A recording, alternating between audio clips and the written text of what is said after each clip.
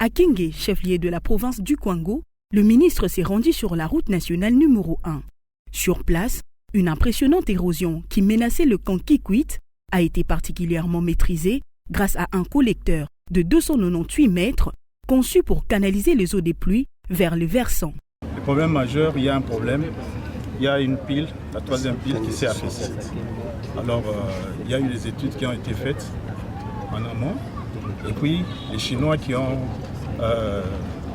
eu le marché sont venus faire encore. Les enseignants du secteur privé ont jugé positif les bilans de l'année scolaire 2024-2025. Nous avons fait l'évaluation pour l'année 2024-2025. Nous disons que l'ANEPAC est en train de monter en puissance et que tout celui qui voudra donc empêcher la croissance de l'ANEPAC, je crois qu'il s'en prendra qu'à lui-même et à Dieu qui a donné cette inspiration. Parce que les enseignants du secteur privé enseignent les enfants congolais et les enfants qui bénéficient. C'est une marche pacifique qui a eu lieu sur le boulevard Lumumba à Kinshasa, rassemblant des jeunes volontaires de plusieurs mouvements environnementaux. Leur objectif, dénoncer l'exploitation des énergies fossiles en République démocratique du Congo et appeler à la protection du bassin du Congo.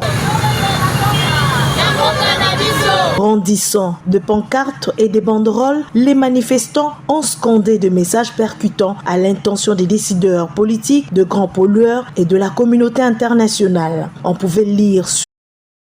À Fortaleza, au Brésil, la République démocratique du Congo a fait entendre sa voix au sommet mondial de la coalition pour l'alimentation scolaire.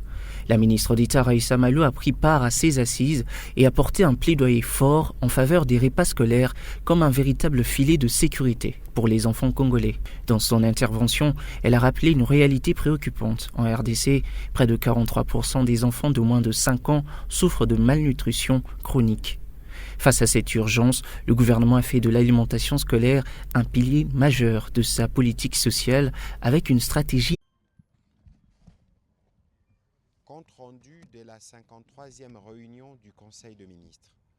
Le président de la République, chef de l'État, Félix Antoine Tshisekedi Tshilombo, a présidé ce vendredi 25 juillet 2025 à la Cité de l'Union africaine, la 53e réunion du Conseil de ministres.